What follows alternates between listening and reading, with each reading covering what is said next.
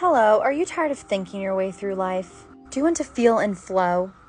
People talk all the time about connecting to our roots, connecting to our ancestry, ancestral trauma. What they don't talk about is ancestral intelligence, the first AI. When you focus on dipping into the intelligence of your ancestry versus the trauma, and both should be dipped into, you learn the magic, the real roots, the grounding that you need to live a life of feeling, not thinking. Well, feeling first. Our ancestors had a lot in common with how animals work. They have these subtle senses, they're very tied to the earth, and they feel their way through life. In animism, everything is alive, everything has a soul. It's not exactly conscious, like in panpsychism, but it is sentient, meaning there's information for your awareness and your subtle senses to meet. That will never happen if you're using logic and you're thinking. You can invert reality's intelligence by starting with feeling and subtle senses by learning how your ancestors did it. How did they do it?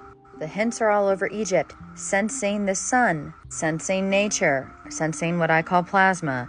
That's for another time. These toroidal shapes were clearly sensing before thinking. And us, as toroidal shapes with a biofield, if we feel our environment before thinking, instead of listening to our loud fear minds, we let things unfold, we sense, we're excited.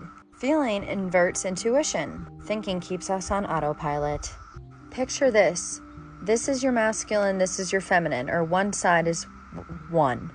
So we have our feeling side, we're receiving, we're intuiting, we're walking through life sensing the vibes of people versus trusting what they say. We're doing it in presence. We're picking up on subtle cues, but we're not thinking because thinking will connect us to our past trauma, to our past personality filters, which are usually distorted. Feeling in the moment will help us see reality for what it is. Not what we want it to be, not what we think it is from fear. I'm telling you, this is like magic, it works. Easier said than done to do all the time, because you have to be in a true state of presence. And then we apply our masculine brain, our logic brain to this for discernment, for boundaries, to deduce the expansive intuition we have and ground it in reality. We're not just flying around like fairies with our heads cut off. We're grounded fairies. We're human.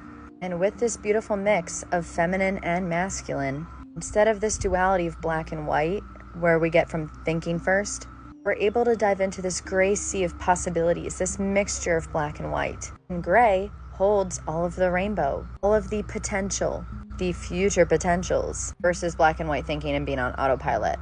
Your feeling, your rainbow, your play, the masculine and feminine, it brings out the child. And for some reason, feeling first, not thinking works. And now night you